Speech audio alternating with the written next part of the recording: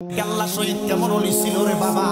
হযরত গেসুদারাজ কেল্লা শহীদ রহমতুল্লাহ আলাইহি সহ ৩৬০ আউলিয়া যখন এই সিলেটের জমিনে আগমন করলেন, আগমন করার সাথে সাথে বাদশা গুরু গোবিন্দ যখন লক্ষ্য করে দেখলো এই আউলিয়াদের সাথে মুসলমান ফকিরদের সাথে পারে না, কি করছে জানেননি? 10টা মহিলার উলঙ্গ করে অলিদের সামনে ছাইড়া দিছে। আল্লাহর ওলিরা কয় আমরার নজরটা নিচা নজর, আমরার নজর দিয়া অলির দিকে তাকানো সম্ভব না। শাহতালা দিয়া আমি একটা ডাক দিয়া কয় অলির দলেরা ও আমার সফর সঙ্গীরা, তোমরা আমার একটা সঙ্গী একটা খবর দিতে পারবা? বলে কি খবর? দেখছনি আমরা সামনে যে উলঙ্গ মহিলাটি ছাইড়া দিল, আমরা তো তাদের দিকে তাকানো সম্ভব না, যুদ্ধ করা সম্ভব না।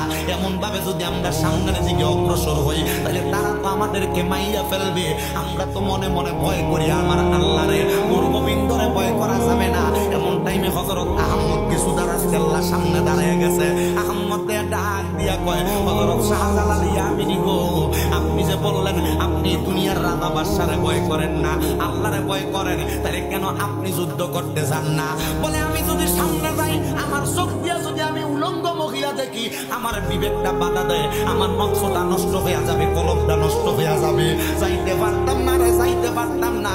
আহমদ গেসুদারাজ কেল্লা শহীদ রহমতুল্লাহ আলাইহি কয় কেমন অলি কইছে, কেমন আল্লাহরে ভয় করে।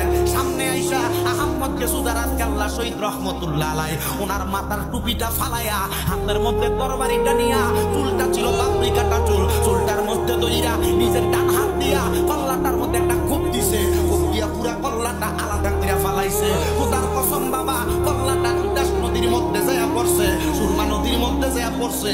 ওই কল্লাটা পড়ার পরে আহমদ গেসুদারাজ কেল্লা কাটা কল্লা বিহীন দেহটা লইয়া তরবারিটা দিয়া ওই 10টা মহিলারে তরবারির আঘাত দিয়া কতল করে দিছে, কতল করে দিছে। বন্ধু রে, আরে কল্লা তো নাই, দেখছে কি দিয়া? কলবের চোখটা খোলা, কলবের চোখটা খোলা। এবার আপনারা বলেন তরিকতের তালিম নিয়া আমরা সবাই কলবের চোখটা খোলার দরকার আছে না?